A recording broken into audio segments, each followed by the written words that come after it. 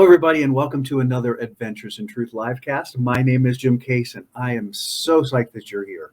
Our show today, having a little bit of technical difficulty. My guest co-host today was coming in live from Peru at her center at El Camino Sagrado.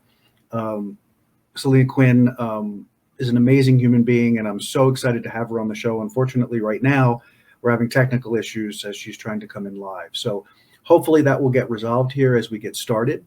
But the idea today is to talk about fear and attachment and fear, and really dive into how those two things stimulate our system, what they do, and the anxiety, how that creates depression, how those things all work together about pulling us out of now, some to the future, some to the past.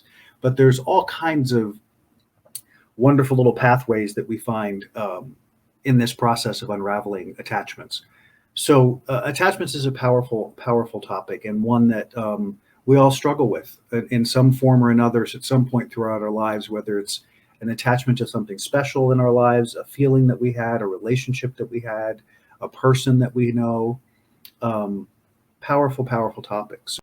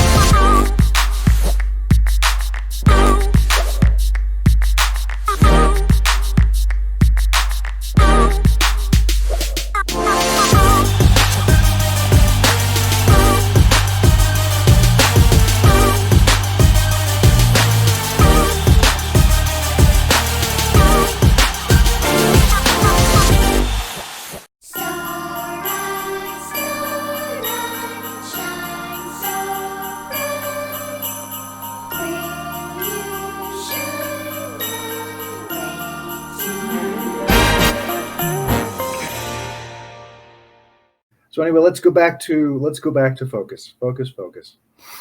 Take that deep breath with me.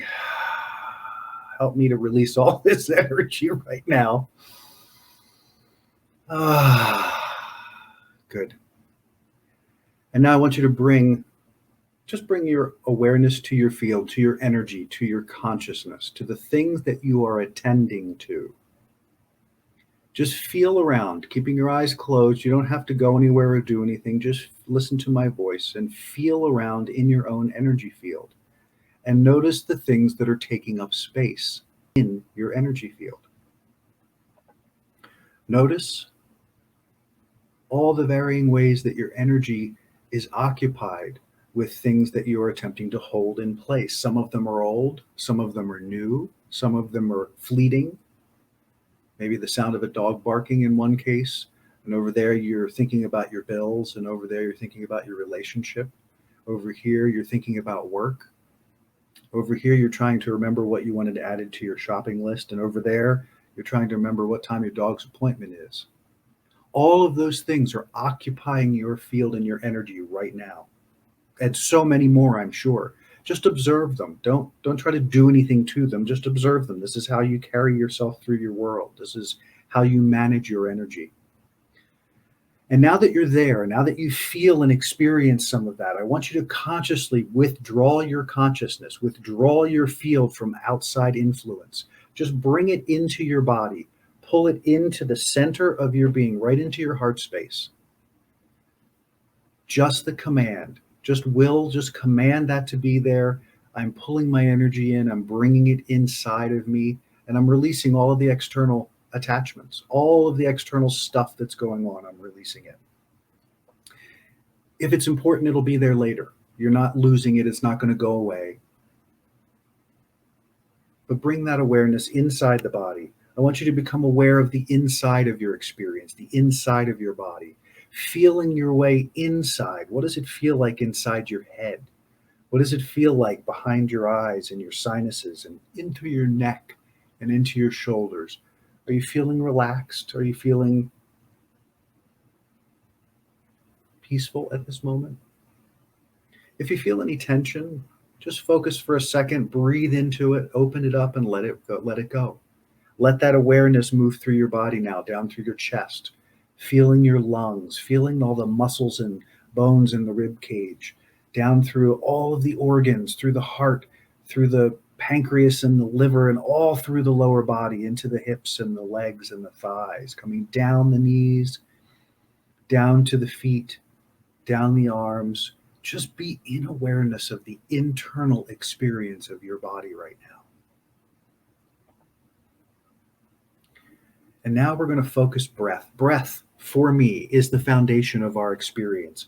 Breath is that vital force, that chi, that prana, that universal energy that animates this body, that brings in pure, pure love energy to enliven the souls and enliven the system.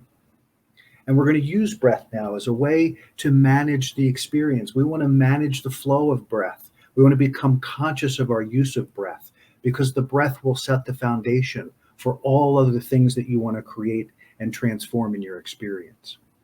Because it is the vital life force, the more that you manage and engage with it, the more you align with it, the more you change just organically through that process. But it also puts you in the center of your power. And what we're going to do is we're going to inhale to a count of 4. We're going to hold at a count about 2, just to really hold in that full space. And then you're going to purge from the mouth. You're going to release all of that air out of the mouth to a count of 6. And we do that so that you can get all of that old energy and air deep in the lungs and just purge all that out as you make room for new energy and new air. And then at the bottom, we're going to sit and we're going to rest in that emptiness for a moment, in that void, because it's equally as powerful as the fullness. So keeping all of that awareness focused in the body, in the heart space specifically, I want you to begin to breathe, inhaling through the nose. 1, 2, 3, 4, filling completely, and now resting in the top, relaxing the shoulders and the neck. And now let it go from the mouth.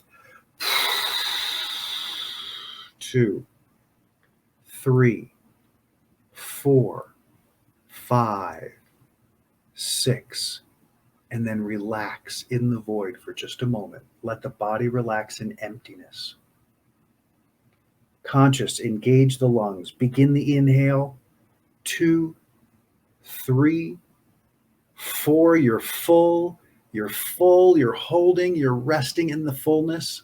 And now you're releasing from the mouth. 2, 3, 4, 5, 6. And release into the void, into the emptiness, just resting in that space. As you re-engage and inhale. 2, 3, 4. As you're full, you're rested, you're relaxed in the fullness, and then you release. 2, 3, 4, 5, 6. As you rest in the empty void, rest in that emptiness, feeling at peace. Continue the breathing cycle on your own. As you're inhaling, feel that expansion in 360 degrees, opening in all areas, just letting that light, vital life force fill you and nourish you. And as you reach the top, just be in that fullness. And then you purge from the mouth, releasing it as it takes with it all of the old energy, any stuckness, any stuff that's in the way, any old air, just purging it out of the lungs as you reach the bottom. And then appreciating the emptiness, appreciating the void as you re-engage and carry on another cycle. And I want you to take in these words as you're breathing. Just let them wash over you. Let them feel your way through them. Just be with them. I am the evolution of God realized as matter. I inform and guide that expression as the pure expression of God. I show up as God. I connect as God. I align as God. I am creation realized, and from that I create, expand, and engage. I am. And breathe that in.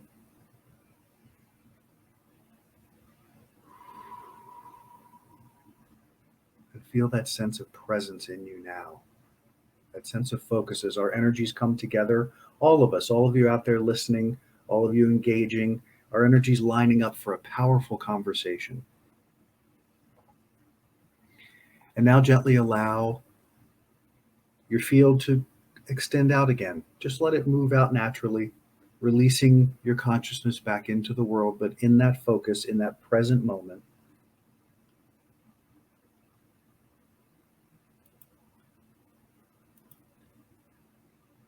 You're doing great. Come back at your leisure.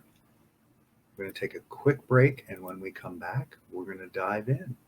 Okay, guys, we'll be right back. We're not. I'm not sure what's happening here today. So I guess we'll carry on.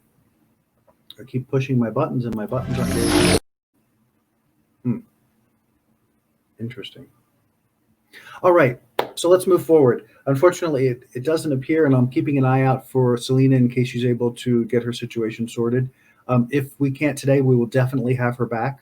A little bit about Selina. I met her in Peru at El Camino Cristo Sagrado. It was the center that Michael and I went to back in a few years back, 3 years ago, I think, where we did an eight-day ayahuasca retreat. Selina was an extraordinary human being through the process. She's an integral part of that center, and I'm excited to have her here. I'm excited for you to meet her and to learn about her center and to learn about the work that she does. She's an extraordinary person. So we'll dive into this topic. I want to save some of it because this was a topic that she was very interested in, but I think it's a good topic to dive into in talking about attachments and fear. And here's the thing about attachments. Understanding attachments is probably, I would have to say, a very foundational aspect of how we engage the expansion of our consciousness, because attachments keep us locked into a level, keep us locked into a frequency, if that were. So whenever you attach to something, whenever you think, I can't do without this thing, you have aligned your energy to this thing, and your energy will not go beyond this thing because it is attached to the thing that you think is important. So that sounds kind of rudimentary, but if you extrapolate that out over anything in your experience, whether it's a feeling, whether it's a person, whether it's a job, whether it's a relationship, when you have chosen to attach to it, that isn't a sign of love. That isn't a sign of appreciation. It's an attachment. It becomes a need of sorts, which really is what drives the attachment, right? There is the fear that I'm not enough, or the fear that I need to be more, or the fear of whatever that is in relation to this thing that you're attached to. I get feedback. I get constant acknowledgement of who I am. I get, there are things that sound positive in that as well. When you choose to attach, we attach to a job or a career because we believe it's the source of our money, because we believe it's the source of our happiness, because we believe it's the source of something important. And really what's happening is the attachment to that thing is keeping you at a vibrational frequency comparable to that thing. So you're not creating any space for other. You're not creating any space for expansion beyond. You're not creating any space for more, as it were. You can within the context of that field of energy. But what ends up happening is that when an attachment runs its course, meaning when we wake up to the attachment, that's when the divorce happens. That's when we finally come to terms with realizing that the energy, us and that energy aren't compatible anymore. And the attachment has blinded us to that unhealthiness, because we're allowing ourselves to believe that this thing is more important than our own health, our own well-being, our own centeredness, our own alignment. So when we operate from a space of fear, and by the way, fear is a choice, unraveling unraveling the illusion of our separation from love. What a morning. Unraveling the illusion of our separation from love. This book, really, truly, guys, this, if you want to learn more about attachment, if you want to learn more about fear and the evolution of fear in the human experience, and how we use fear and how fear is used, and how we are trained into a fear-based consciousness, this book will blow your mind. This book will expose to you the underpinnings of all the things that, and this is not by way of conspiracy theory, this is all about self-empowerment, guys. This is all about you stepping in fully to the realization of the divine creation that you are. So Fear is a Choice is going to take you through understanding how you were evolved into that experience, and then how you've used it going forward. And on top of that, how our social structure, how our world structure is designed to keep reinforcing and uplifting those fears, and how then you can see them, how you can disengage from them, and how you can live in a world that is not fear-driven, where you can literally make different choices about how you engage everything. So instead of your world being limited by this specific viewpoint, you open up your experience to this and all potential and possibility. And that to me is an extraordinary, extraordinary change. So how does all that relate to attachment? So if you figure that some of the core fears that we all deal with in life, whether they're insecurities, whether they're unworthiness, whether it's a fear of any number of things, the fear stimulates the desire to find resolution in a way that we don't have to feel the fear anymore, rather than just address the fear. Well, I think what happens next is that the fear leads then to attachments, because we become afraid that if we don't have this, we won't have that, we won't be okay, we won't be safe, we won't be loved, we won't be whatever all those things are. So understand that in most cases, and I would have to say in all cases, attachment is specifically about the fear of loss or the idea of lack. We attach thinking that's maybe the best that we can have. We attach maybe thinking we're not good enough for more. We attach as a way of trying to feel better about what we are not confronting in our own self about the fear that we are feeling. Did you follow that one? So the subconscious, remember, this warehouse, we have what, 10% of our consciousness that we're aware of, roughly, I think is what science says now. 10% of this entire spectacular, unbelievable being that we are.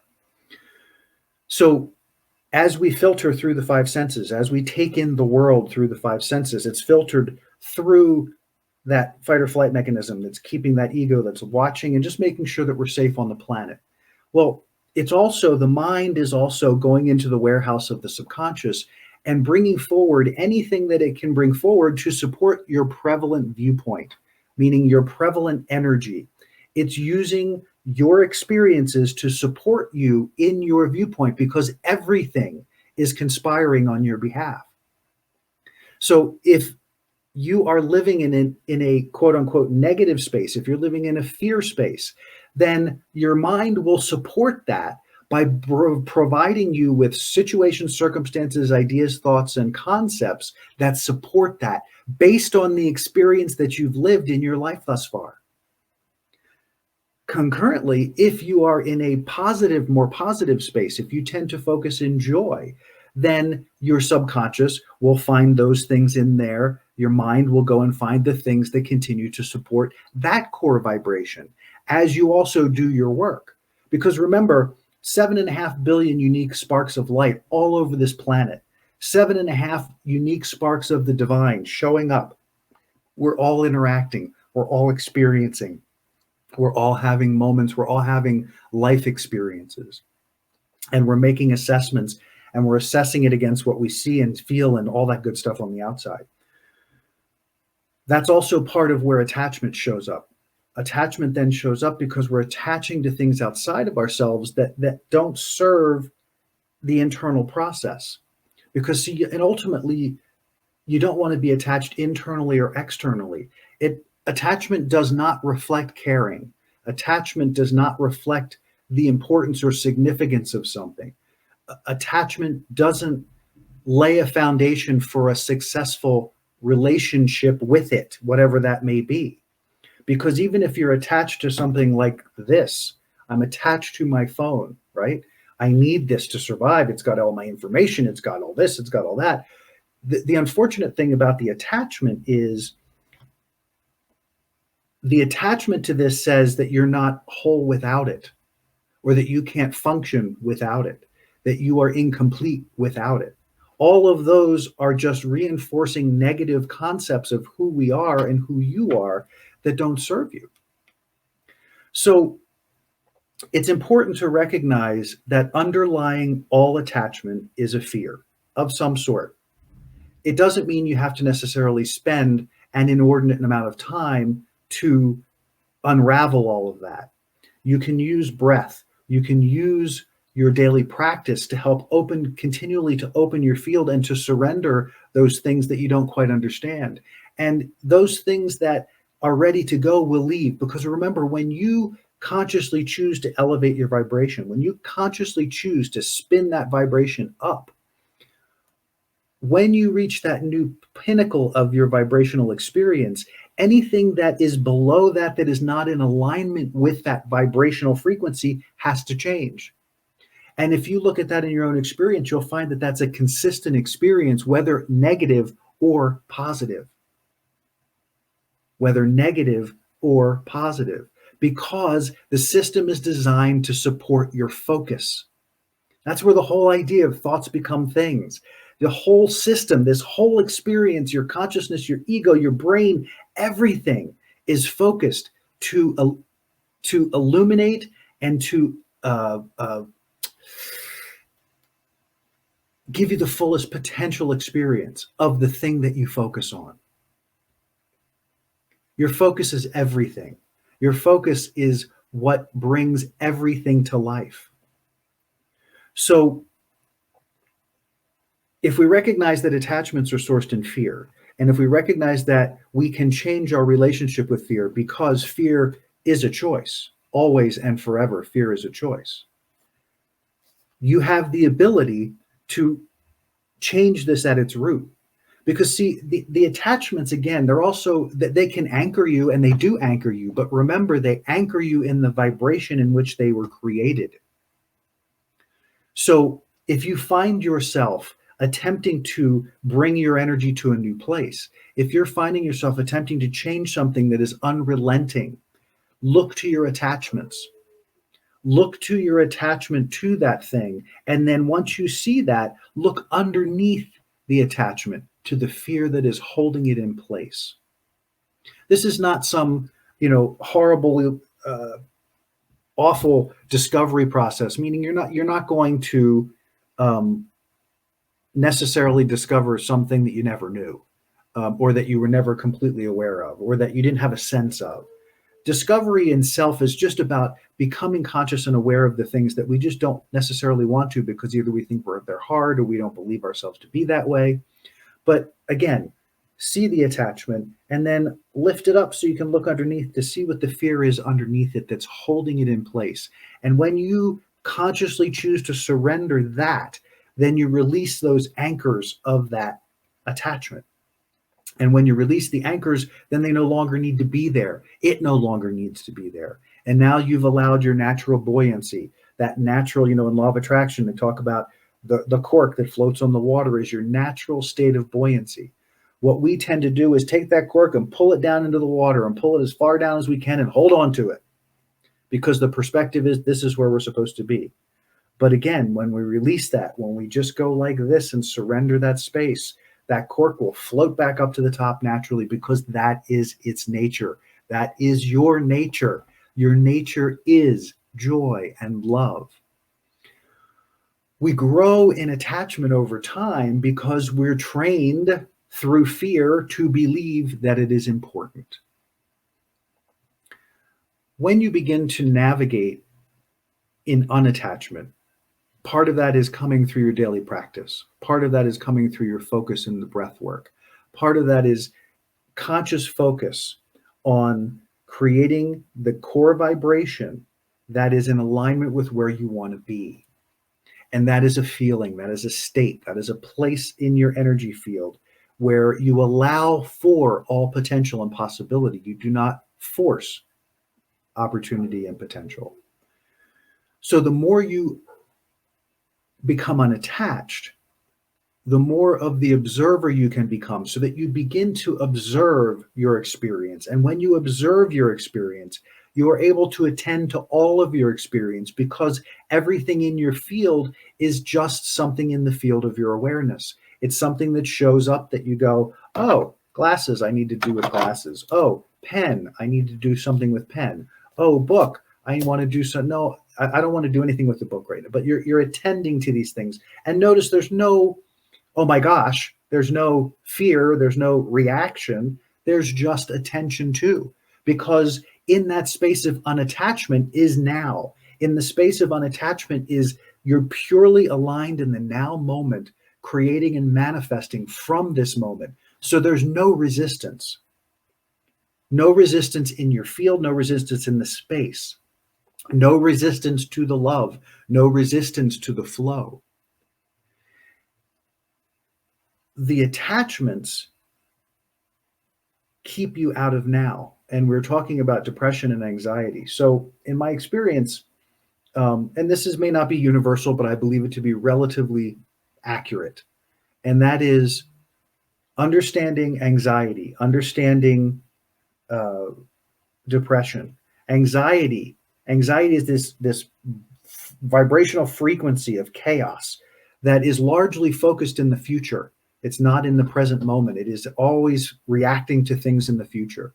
It is an energy of pushing. It is an energy of not allowing for the future to unfold. It's the belief that there has to be something managed there.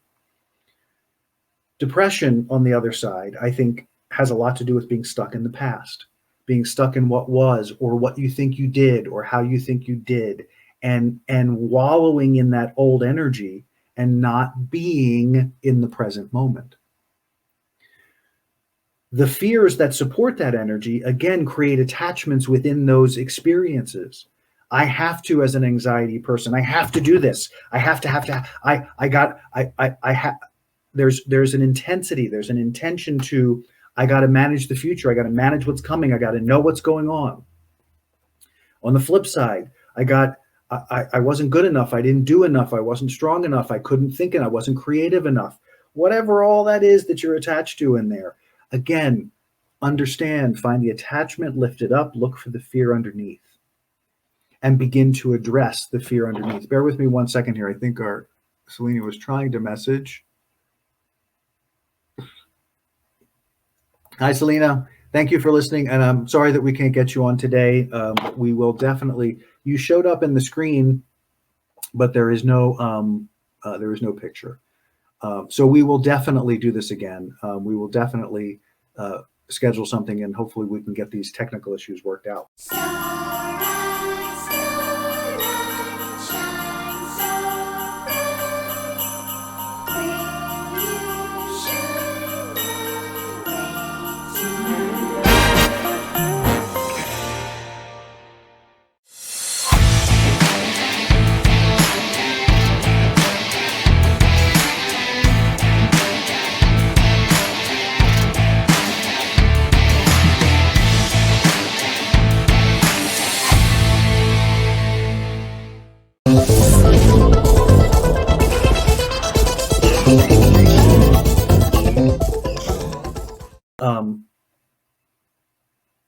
So fear and attachment. As we talk more about attachments, and I want to keep kind of reiterating this, because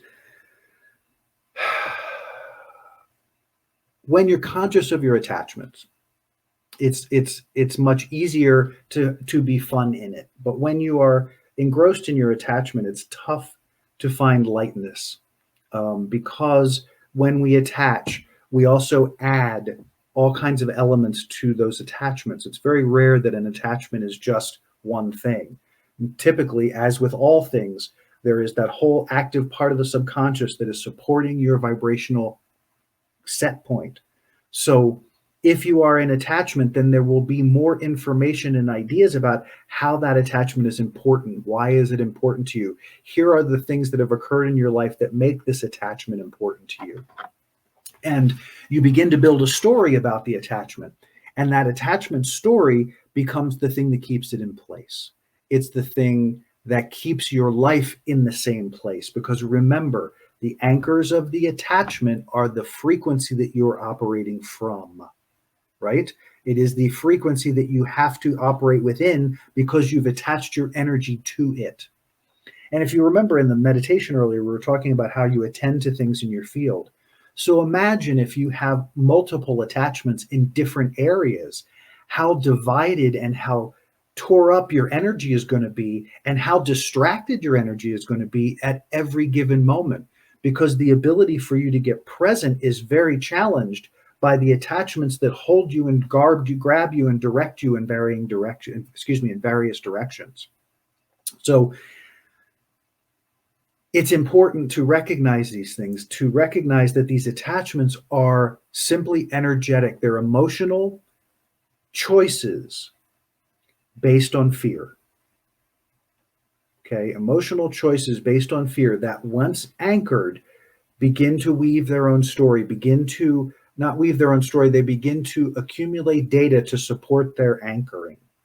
And so what becomes challenging is being able to recognize the attachment and then shake loose of those things that have anchored it into your reality, which is the fear.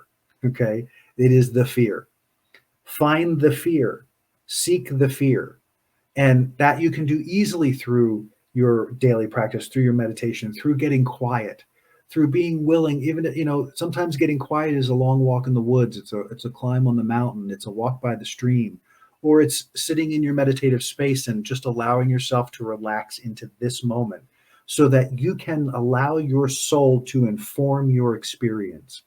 You can allow the highest part of you, your connection to God or the universe or all that is, or however you choose to see that, the higher self. You build that relationship. And maybe at the beginning it's a difficult one because you've put so much stuff between you and that experience that it takes a minute to find your way through it, to get to touch that experience. And part of that is the willingness to release those attachments, to unhook those anchors at whatever point you can unhook them, and allow for them to release their energy. Because when you unhook and release the energy, now the energy is clear. You can look at the actual data, as it were. You can look at what is this stuff that you have created around this and choose whether or not it's even valuable or viable to you anymore, right? And those conscious decisions are what bring us up the process, up the scale of conscious evolution. This is what it is. It's taking that 90% of us that's behind the conscious threshold and moving that to 85%. Imagine if we can do this on 10% of awareness of all that we are. Imagine if we got to 10.5%, even 10.5 or 11%. Oh my gosh. But that is conscious evolution. That is understanding where your core vibration is, understanding what are the things that you attend to in your field, right? What are they? As we talked about in the meditation at the beginning, what is your energy tied up in all of those places? Now, understand we all do that. We're human beings operating on the planet doing our thing. But there is a path of willfulness, as it were, a path that is about you deciding how you're going to push your way through the world. And you build stories to support the need to push your way through the world. You attract philosophies and teachers and books and movies and things that support that viewpoint, because that's the vibration that you're working at. That's the things that you're paying attention to.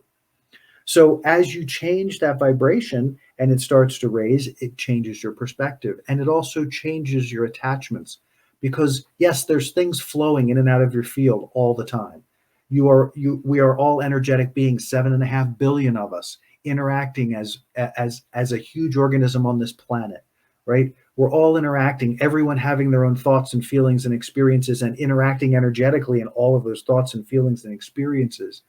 And then having a collective consciousness that is about those 7.5 billion people that's a mass consciousness, a dense layer of intensification of thought that has been rethought and rethought and rethought, that is now surrounding us. And again, this is not a negative, horrible thing. It's just the nature of energy.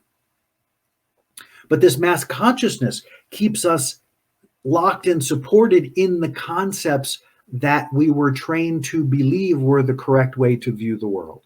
And part of that is attachments. Part of that is building an apparatus to pretend the fear isn't there, or to overwhelm the fear, or conquer the fear, or destroy the fear, or build the fear.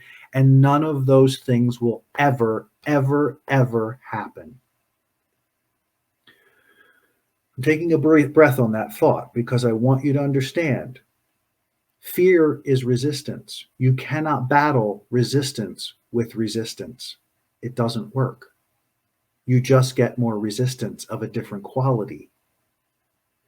So getting into that space of quiet, getting into those moments with self where you can truly, when I do my practice, when I sit to go into meditation, I go through a process of stretching and opening up my body and releasing my spine, and then taking that into a breath process to activate and stimulate the prefrontal cortex of my brain to get myself shifted into this elevated state. And then I take that into a quiet moment of sitting and focused breath, using prana breathing to clear the pathways in my energy system. But what happens during that process is the mind is going 900 miles an hour. The mind has all kinds of things it wants me to attend to when I'm getting quiet, because now I'm getting quiet. So it wants me to see all of these things. And I have a process that I do, that I consciously do, that I'm aware that my mind is wanting my attention. I'm sitting in it. And then many times I'm being led by it. And as I go deep into my experience, I become focused singularly in the breath. And in that singular focus, I am able to then disconnect from the noise and surrender that mind. I can surrender that thought process. I can surrender that energy that is being generated for me to focus on. And I simply see it as a melting away of that energy out of my field. I consciously breathe into it and I surrender it. Literally, I surrender this and I feel it just peel away from my field and dissipate, because it's just coalescing energy. And it only is going to be something if I give it attention, if I focus there. And that's what happens sometimes. This happens. You're there and you're being quiet. And the next thing you know, you're in some story. Your mind is gently woven into your process. And you're like, you want to react to that. And I'm going to say to you, don't react to it. Respond to it. That's a natural occurrence. It's a natural thing that we've trained into most of our lives. So when you come to that point and you are aware that you have been taken down this primrose path here, all that's required is a refocus, pulling the focus off of that. And now what I do in my process, I pull the focus, or I pull my awareness away from that focus, and then I surrender that focus. I just simply say, I surrender that focus. I surrender that energy. I surrender it. And I just breathe into it and I surrender it again until I feel it wash out of my energy. And suddenly I'm re-engaged into that point of absolute clarity in my breath and just beingness in that moment. And that space of complete unattachment is absolutely profound. It's absolutely breathtaking, because there is an expansiveness you feel in your energy, in your experience, that is unlike anything you'll ever feel. It's unlike anything you'll ever experience, because it's so powerful. And in that, as you do that more and more, you begin to become aware of those things that are hanging in your field. I've talked before on other shows that the mind is good about reminding us of things that we think are important. And so if the mind is reminding you something repeatedly, and maybe it's a task that you want to complete and you're not prepared to complete the task, find somewhere that you can jot it down. Just write that thing down. Write those 3 or 4 things down. Get them out of active process. Get them out of the actively stimulated energy. The only reason it's there is because you're keeping it stimulated to keep it in your memory, to keep you reminded. And that's occupying a lot of energetic space. Think about that if it was a computer. You would be using all kinds of RAM to keep that thing going. And it's occupying a chunk of your energetic space. So jot it down somewhere that is, maybe next to your desk or next to your computer or next to your phone, whatever you do, next to your bedside, wherever it is that you'll see it. And just jot it down and get it out of the processing mode. You already know it's there. Get rid of it, unattach it. Even the thought, unattach from the thought.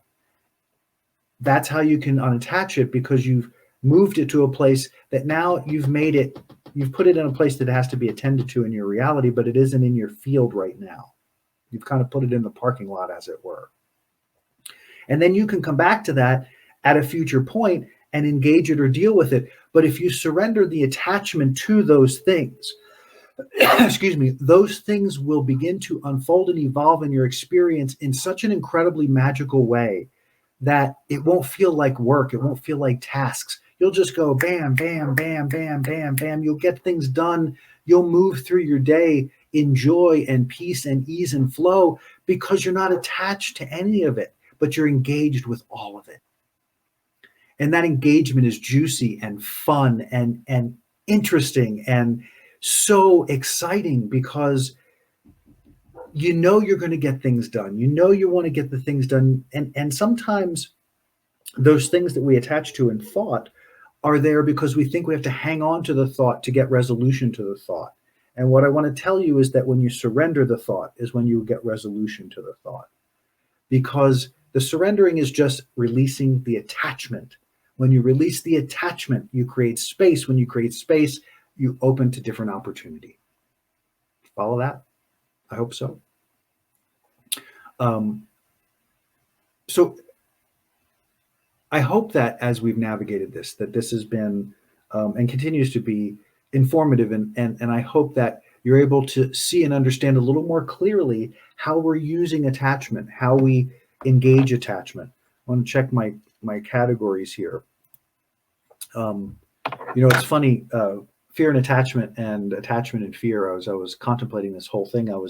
It was interesting that it's sort of a never-ending cycle, right? It's a never-ending cycle. Your fear creates an attachment, and then your attachments create more fear, and then your fear creates more attachment, and then your attachment creates more fear. And it just keeps going and going and going. Because if you're attached to your money, if you're attached to your possessions, if you're attached to your stuff, the more you're afraid it's going to go away, the more it's going to go away. And it'll go away in bizarre and unusual ways. It'll go away however it does. People will steal it. You'll lose it. You'll break it. Somebody else will break it, whatever the case may be.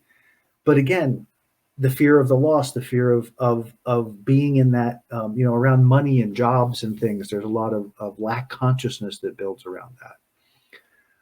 And that's for another show, and we'll get into that. But so understand that your fears and your attachments, this kind of never-ending cesspool of loop. But again, as we go back to the beginning, is what we were talking about, to unattach. See the attachment, lift it up, look at the fear that exists under the attachment. I say under, but you know what I mean. It is connected to that attachment. So I want to touch on this for a minute, because I think it's an important part of this whole deal of attachments. So many times the fear that drives attachments are things about unworthiness. And those illusions that I'm calling illusions of unworthiness, understand that the illusion of unworthiness is all driven on the physical reality and the physical reality only, and the things that you've chosen to place your focus on. Okay? Let's take that a little further. No one, not one of the 7.5 billion unique sparks of light that comes onto this plane, into this time and space reality, comes in not worthy. Not one. Not one soul enters this playground in a space of unworthiness. Not one. It's learned. Just like fear is a choice, unworthiness is learned. Unworthiness is also a choice, but it's a choice based on the experiences that you've created or the experiences that you've been a part of and the decisions that you've made as a result of those choices and those experiences. Unworthiness is an illusion because it's something you had to adopt into your experience and then build stories around it in order for it to be real. Truth does not exist in that.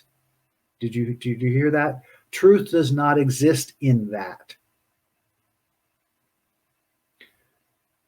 When we step into that state of unworthiness, when we go to that place, we invalidate who we are. We invalidate who our potential is, what our potential is, because we go from the all-encompassing ability to take in all potential and opportunity to a very limited, fearful perspective of who and what I am.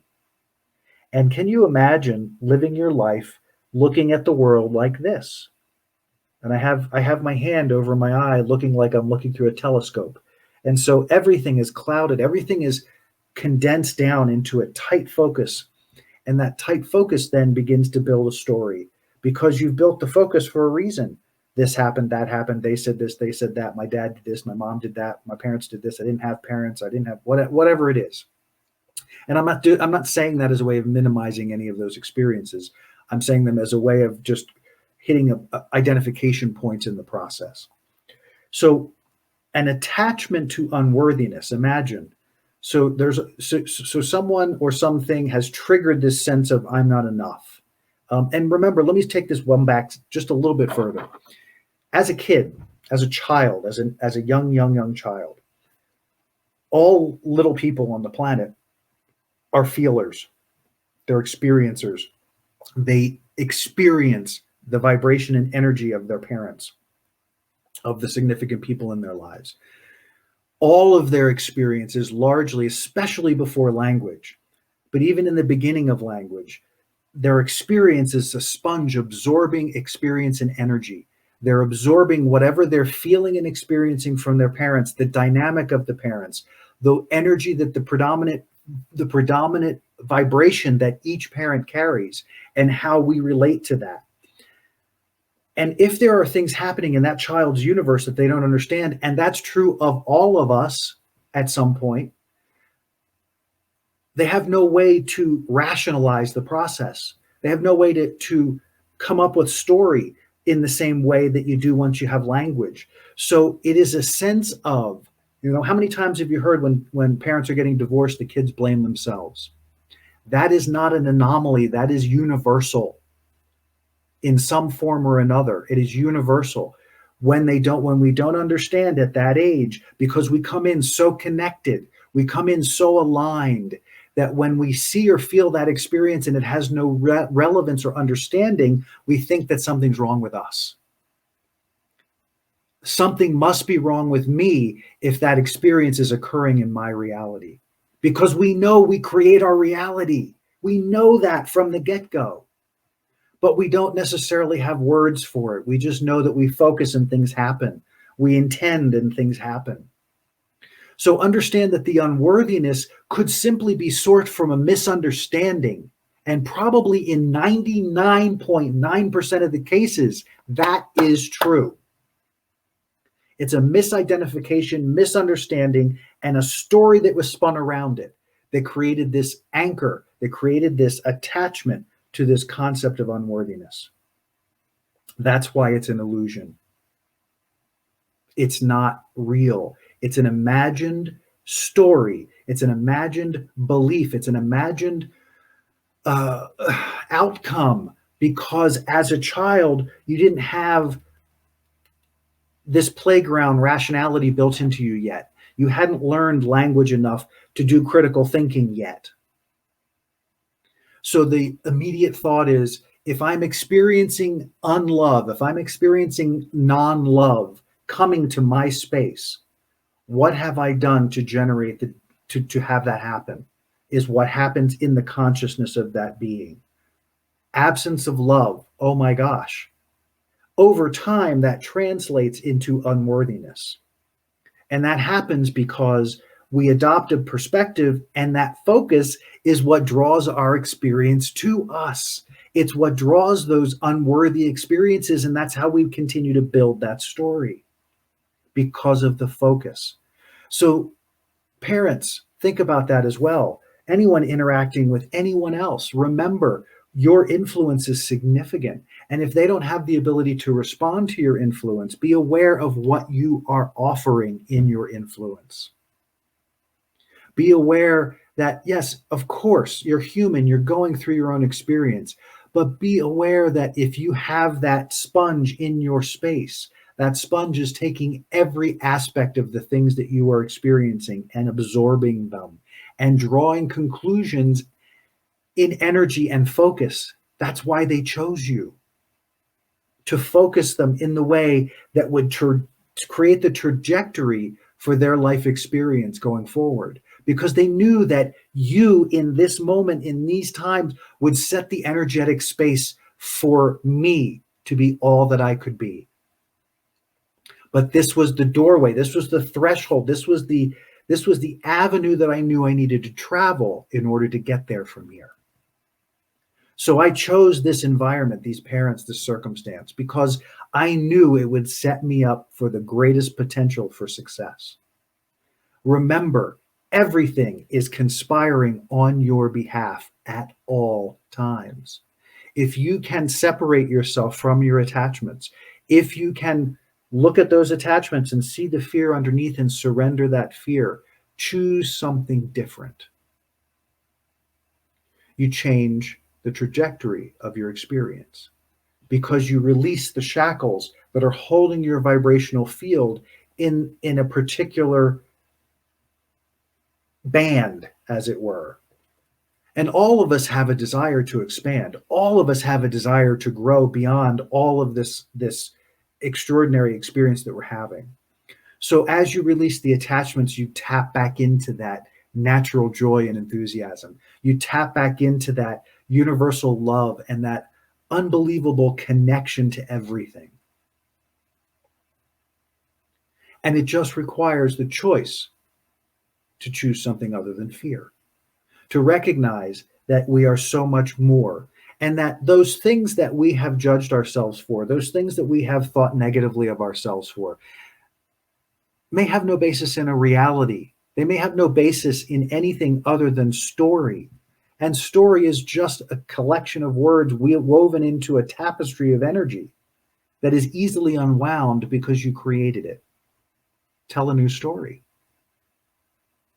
You can do that at any time. There is no saying, there's nowhere anywhere that says the imaginary baggage that you're dragging around has to be there. There's no saying anywhere that says you can't drop that baggage at any moment, at any time when you choose to. You have that power, you have that ability, you have that strength. You are all that always. And that's why I'm so excited that I get the chance to do this with you, to share these conversations, to go deep into these topics that I think are so valuable and so important to where we are in the world and the transformation that is occurring on this planet at this moment. Guys, I hope you get how much I appreciate you and how much I love that you're there and how much I love getting to do this. And please, if you like the show, please subscribe. Please click that bell on YouTube. Please go to Facebook and like and share. Tell your friends about us. That's how we get out in the world. That's how we get to share this message further and further. My whole mission is this. It's all between my book and my program, and this is all about transforming fear, transforming the experience of fear, and walking people through the process of surrendering to something new and greater and more incredible than you could have ever imagined. www.adventuresintruth.com is my website. You can go there to learn about the show. There are order links for the book, Fear is a Choice, Unraveling the Illusion of Our Separation from Love. Please take a moment to go there. Please order the book. Again, it will create an amazing change in your life. I guarantee that. It's an extraordinary book that really helps to bring into focus much of what we talk about on the show. I wish you an amazing day. I thank you for sharing this time with me. I thank you for sharing this show, and I hope you share this around with your friends and loved ones. And may your holidays be amazing. And Selina, if you're out there, I hope this did you proud, and I'm looking forward to us having an even greater conversation when we get together. And what else? Just happy holidays, guys. Do the best you can from where you are with what you have. Find the love in any situation you can. Release the attachments to how it's supposed to look. And create space for the joy for how it can look now, different from what you may have been used to. And it's okay. It's okay. Because the new change, the new experience could be something that could change your life. Why not avail yourself to it? Until we meet again, my friends, until I see you next time, have an incredible day, have an incredible week, and we'll see you next time on Adventures in Truth. Thank you all very much. We hope you enjoyed this episode of Adventures in Truth podcast. Thank you for joining us. We'd love to connect with you. Please like us on Facebook and subscribe on YouTube. To learn more about Jim's book, Fear is a Choice, Unraveling the Illusion of Our Separation from Love, or to book a session with Jim, you can email us at adventuresintruth@gmail.com, or you can join us on the web at www.adventuresintruth.com. Tune in next time for another great Adventures in Truth podcast.